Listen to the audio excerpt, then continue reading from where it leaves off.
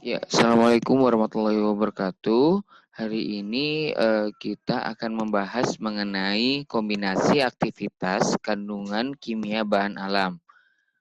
Eh, Seperti kita ketahui bahwa dalam satu tanaman mengandung banyak sekali kandungan kimia yang sangat beragam. Hal ini menyebabkan tanaman atau tumbuhan berkhasiat itu memiliki banyak efek meskipun dia berasal dari tanaman yang sama. Nah, aktivitas ini ada yang bersifat saling menguntungkan, ada pun yang saling meniadakan begitu. Makanya luar biasanya Tuhan itu adalah menciptakan satu tanaman itu dengan keseimbangan begitu ya. Nah, jadi setiap tanaman itu mengandung bahan kimia yang beragam di mana uh, masing-masing satu satu kandungan satu tanaman itu memiliki kombinasi aktivitas yang berbeda-beda sehingga efek yang dihasilkan pun berbeda dan efektivitas serta efikasinya pun berbeda begitu ya. Nah, kalau kita melihat mengenai jenis kombinasi atau aktivitas atau efeknya itu secara umum karena senyawanya banyak disebut dengan kontraindikasi. Nah, kontraindikasi itu ada 4 macam. Yang pertama yaitu komplementer, yang kedua sinergisme, yang ketiga meningkatkan bioavailabilitas atau ketersediaan hayati atau bahasa mudahnya adalah berapa banyak yang terkandung dalam tubuh, ya. Bio itu artinya biologis, available artinya tersedia. Berapa banyak yang tersedia dalam sistem tubuh sistem dalam tubuh begitu. Kemudian mengurangi absorpsi. Jadi diingat ya, kontraindikasi ada 4 macam, komplementer, sinergisme, meningkatkan bioavailabilitas dan mengurangi absorpsi. Nah, sebagai contoh, untuk efek komplementer, kita ambil adalah herbatimi atau bisa disebut dengan Thymus vulgaris, di mana herbatimi dikenal sebagai obat batuk. Herbatimi ini mengandung minyak atsiri berupa timol, carfacrol, dan pesineol, di mana ketiganya memiliki khasiat sebagai antibakteri dan ekspektoran. Ekspektoran itu lebih spesifik pada batuk berdahak. Jadi dia membantu untuk bahan tambahan untuk obat-obat batuk berdahak. Nah, selain itu herbatimi juga mengandung flavon polimetoksi yang sifatnya juga sebagai mukolitik. Ini juga untuk batuk berdahak. Jadi mukolitik dan ekspektoran itu biasa digunakan untuk eh, batuk-batuk berdahak. Dalam herbatimi terdapat efek komplementer yaitu ekspektoran dan mukolitik. Jadi dua-duanya memiliki efek yang sangat baik untuk mengatasi batuk berdahak begitu kira-kira ya. Oke, kita lanjut ke efek komplementer yang lain. Ada temulawak, contohnya adalah Curcuma santoriza atau obat ini digunakan sebagai peluru batu empedu di mana zat aktif kurkuminoid yang bersifat kolagokum atau memacu pengeluaran cairan tubuh. Jadi memang temulawak itu mengandung kurkuma ya, kalau misal kita bicara temulawak berarti kurkuma kandungannya kurkuminoid. Nah, sifatnya kolagokum atau memacu pengeluaran cairan tubuh. Nah, zat aktif minyak atsiri P toluil metil karbinol bersifat sebagai kloretik. Apa itu kloretik? Kloretik itu hampir sama seperti kolagokum, yaitu memacu ekskresi atau pengeluaran cairan empedu dari kantong empedu. Nah, efek komplementer ini ada dua. Yang pertama memacu produksi saat produksi cairan empedu, yang kedua memacu pengeluaran cairan empedu. Jadi efeknya itu saling sine apa ya istilahnya saling mendukung begitu, komplementer, saling melengkapi ya. Oke. Kemudian ada lagi jati Belanda. jati Belanda mengandung guazum atau disebut dengan guazuma ulmifolia Lam, itu mengandung 3 senyawa utama yaitu polisakarida, tanin, dan alkaloid, di mana efek ketiganya juga memiliki efek komplementer. Polisakarida itu meningkatkan nafsu makan dan melancarkan defekasi, sementara tanin itu adalah menurunkan absorpsi atau penyerapannya. Kemudian kalau alkaloid digunakan untuk menghambat enzim lipase. Oke, itu yang tadi komplementer. Kita sudah bahas bahwa komplementer itu saling melengkapi. Kemudian yang kedua yaitu adalah efek sinergisme. Apa itu sinergisme? Nah, sinergisme itu lebih pada ketika obat A dan obat B digunakan bersamaan, dia akan meningkatkan efektivitasnya. Misalkan 1 ditambah 1 kan harusnya 2.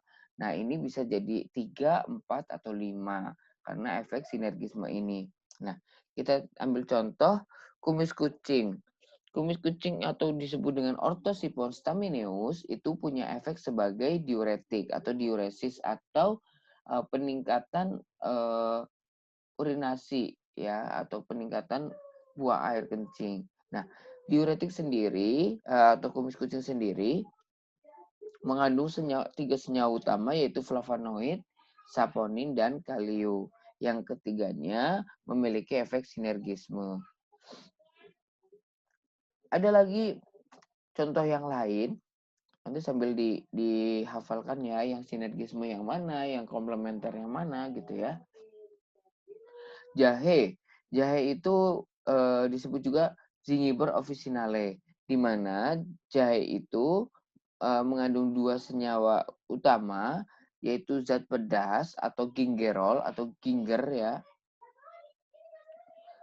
sebagai anti mual atau dari segi rasanya ya. Kemudian minyak atsiri sebagai anti mual juga dari segi aromanya. Jadi ketika dia digunakan itu saling melengkapi dan menambahkan efeknya sedikit ya. Nah, kemudian yang ketiga ada kunyit ya, kurkuma. Jadi memang rimpang-rimpangan ini punya efek sinergisme yang sangat baik ya. Tadi ada jahe, sekarang ada kunyit. Kunyit itu bagian tanaman yang digunakan adalah rizom atau akarnya. Penggunaan tradisionalnya sebagai antiinflamasi. Seperti apa sih? Jadi kurkuminoid itu atau kurkuminoid dari kunyit memiliki efek sebagai antiinflamasi. Sementara minyak atsirinya pun sama sebagai antiinflamasi. Sehingga kombinasi keduanya sangat baik untuk efek sinergisme atau meningkatkan efektivitas dari antiinflamasi dari senyawa ini. Kemudian yang ketiga itu ada, kalau tadi kita sudah ada komplementer, sudah ada sinergisme, sekarang ada kontraindikasi. Kontra itu melawan, indikasi itu penggunaannya. Jadi melawan penggunaannya, jadi saling meniadakan. Ya, contohnya adalah tanaman kelembak atau Rheum officinale, di mana kelembak itu mengandung 2 senyawa utama yaitu antrakinon dan tanin.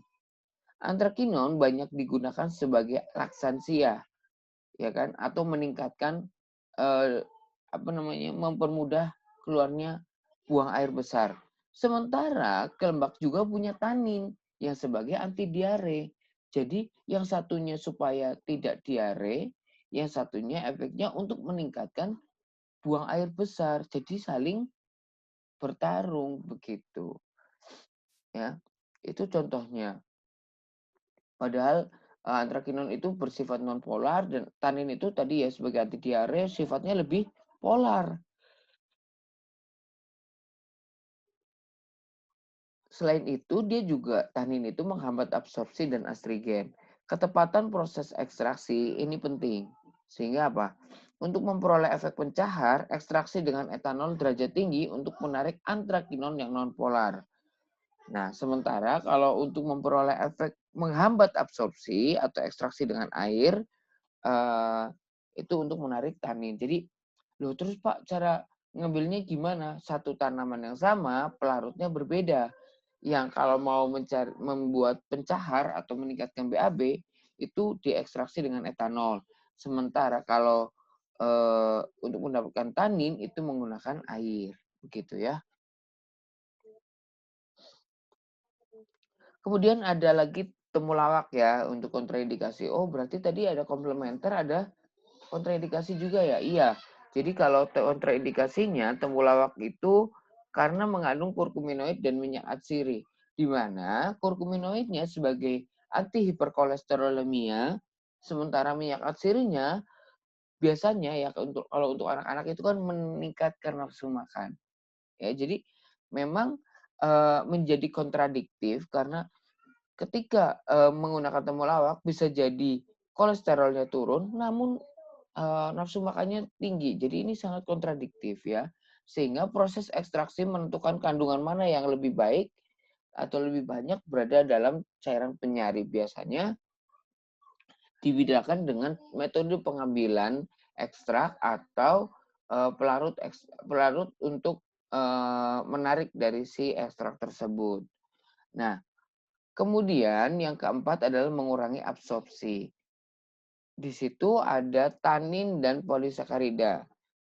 Tanin itu zat larut dalam air, bereaksi dengan protein, membentuk lapisan pada dinding usus, dan menghambat penyerapan zat-zat lain. Tanin ini biasanya kebanyakan ada di teh ya, jadi teh memang udah larut dalam air kan, bereaksi dengan protein kan, membentuk lapisan di dinding usus kan. Loh, gimana Pak taunya? Kamu taruh aja teh di dalam gelas selama 1 minggu, pasti ada bekasnya. Warnanya agak kecoklatan begitu. Nah, selain itu, tanin juga menghambat penyerapan zat-zat yang lain, ya. Jadi, biasakan minum obat pun tidak boleh dengan teh, karena apa? Yaitu dia akan menyerap zat-zat yang lain. Kemudian, polisakarida. Dia itu serat larut dengan air, meningkatkan buang air besar, mengurangi waktu transit usus, dan mengurangi penyerapan zat-zat yang lain. Nah, efek yang berikutnya adalah meningkatkan bioavailabilitas. Tadi kita sampaikan bahwa bioavailabilitas itu apa? Coba lupa. Bio itu ada artinya biologis atau tubuh atau makhluk hidup ya. Kemudian availabilitas itu available artinya tersedia. Berapa banyak obat itu tersedia di dalam tubuh. Jadi meningkatkan bioavailabilitas adalah meningkatkan ketersediaan obat di dalam tubuh. Nah, contohnya apa? Contohnya adalah kurkumin. Kurkumin itu menghambat enzim P450. Enzim ini ada di hati, biasanya digunakan untuk metabolisme. Sehingga menghambat first pass hepatic metabolisme karena tidak di metabolisme dengan cepat, maka meningkatkan jumlah obatnya atau kandungannya di dalam tubuh. Nah, kemudian yang kedua ada piperin. Piperin itu menghambat enzim glutathione S transferase, di mana dia juga sama. Kalau yang tadi kurkumin di first metabolism, kalau yang di piperin itu second metabolism. Nah, hal ini meningkatkan bioavailabilitas dari zat yang lain. Nah, lalu bagaimana untuk penerapannya, Pak? Jadi kita harus melihat bahwa ada beberapa indikasi yang tidak tepat. Contoh, ini ada mengkudu ya. Jadi mengkudu mengandung polisakarida yang bersifat imunomodulator. Nah, di situ seronin memperbaiki sel yang rusak, scopoletin bersifat antihipertensi, dan ekstrak etanol sebagai antidiabetik. Jadi tujuannya mau yang mana? Nah, indikasi yang berbeda-beda menyebabkan perbedaan efektivitas dan menurunkan efektivitas gitu karena tidak tepat ya. Nah, kemudian ada lagi indikasi yang tidak tepat yaitu lidah buaya atau kita sebut dengan aloe vera. Lidah buaya punya 4 kandungan utama, yaitu polisakarida, antrakinon, ancemanan, dan zat warna hitam. Polisakarida sendiri digunakan sebagai antidiabetes, sementara antrakinon bersifat sebagai berfungsi sebagai laksansia sehingga dapat mengiritasi usus. Kemudian ancemanan itu digunakan sebagai antiinflamasi ya atau anti radang dan menyembuhkan luka. Sementara ada zat berwarna hitam itu untuk menghitamkan dan menyuburkan radi rambut ya. Lidah buaya punya 4 efek yang berbeda. Nah, lalu bagaimana Pak? Itu kan tadi ada macam-macam Pak kombinasinya. Terus kita pakai yang mana? Nah, kita lihat apakah dia sebagai zat aktif utama atau disebut dengan bauk ya, bukan bau ya. Bauk, bahan aktif utama berkhasiat penting untuk memberi efek. Bisa juga dia sebagai bahan aktif pendukung saja ya atau disebut dengan bapak ya atau BAPK. Ada bau, ada bapak ya. Kemudian bahan pengantar, stabilisator dan solubilizer. Bisa juga si tanaman ini sebagai bahan tambahan saja. Bisa ada korigen saporis ya atau zat tambahan untuk memperbaiki rasa. Korigen odoris untuk memperbaiki bau, korigen koloris itu pengubah warna dan pengisi. Ingat, saporis itu rasa, yang ada S-nya rasa, berarti S-nya lagi ya, ingat-ingatnya. Kemudian odoris, odor itu bau. Koloris itu sudah jelas ya, color. Color itu warna. Nah, bahan tambahan formulasi yang biasa digunakan itu contoh yang korigon saporis. Tadi apa saporis? Rasa. Ya, contohnya kayu legi, daun saga, asam jawa, stevia, jahe itu sebagai pemberi rasa. Kemudian ada korigen coloris atau membantu mengubah warna. Itu ada kunyit. Biasa warnanya adalah kuning dan kayu secang. Kemudian korigen odoris atau memperbaiki bau. Nah, ini contohnya adalah daun menta atau menta piperita atau daun mint gitu ya. Itu biasanya digunakan. Kemudian daun gandapura ya. Ada adas atau anetol, kayu manis, biji kedaung dan waron. Kemudian ada juga sebagai pengisi, contohnya adalah pulau sari dan daun cengkeh. Contoh nih formulanya, ada sebuah resep. Daun seledri, kumis kucing, biji pala, kayu legi, adas, pulau sari, kayu secang. Khasiatnya penurun tekanan darah. Kita bedah satu-satu. Daun seledri, kandungannya ada apin dan apigenin. Efek farmakologinya sebagai vasodilator. Vaso itu pembuluh darah, dilator itu dilatasi atau pelebaran dari pembuluh darah. Fungsinya apa? Menurunkan tekanan darah. Fungsinya sebagai apa? Sebagai bau. Bau tadi apa? Bahan utama berkhasiat, ya. Kemudian ada yang kedua, ada zat tambahan yang lain yaitu kumis kucing. Kumis kucing mengandung flavon, saponin, dan garam kalsium.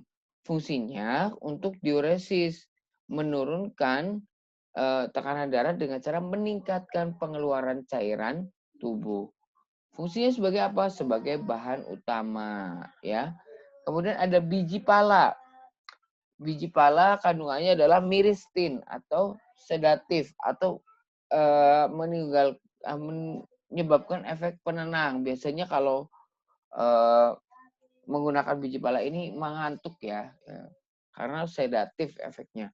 Nah, ini sebagai bahan pendukung ya, karena memang orang hipertensi itu butuh istirahat. Kemudian kayu legi itu mengandung glisirisin, di mana tadi korigen saporis pengubah rasa. Rasanya jadi apa? Rasa manis ya. Kemudian ada adas. Kandungannya adalah anetol. Anetol itu memiliki aroma yang khas dan enak sehingga dia digunakan sebagai korigen odoris. Kemudian ada pulosari. Pulosari tadi sebagai pengisi saja. Efeknya sebagai pengisi juga. Kemudian ada kayu secang. Disebut dengan mengandung brasilisin. digunakan sebagai pewarna warna merah, yaitu di sini disebut juga dengan korigen koloris. Yang kedua, ada temulawak, daun asam, daun jati Belanda, cengkeh, kayu saga, pulau sari. Khasiatnya sebagai penurun kolesterol. Yuk kita lihat satu-satu. Temulawak mengandung kurkumin, menghambat sintesis kolesterol dan anti kolesterol. Ini juga sebagai bahan aktif atau zat utama berkhasiatnya. Kemudian yang kedua ada daun asam. Daun asam mengandung pektin dan asam organik, di mana daun asam itu, pektin itu menghambat absorpsi kolesterol, mensuspensikan kurkuminoid, dan suasana asam untuk kurkuminoid. Jadi khasiatnya pektin itu sebagai anti kolesterol dan solubilizer, sementara asam organik sebagai stabilizer. Digunakan sebagai apa? Bahan utama berkhasiat. Lalu apalagi Pak? Oh berarti ada 2 zat aktif. Iya. Bisa lebih nggak Pak? Bisa. Ada daun jati namanya. Daun jati mengandung musilago, polisakarida, tanin, dan alkaloid.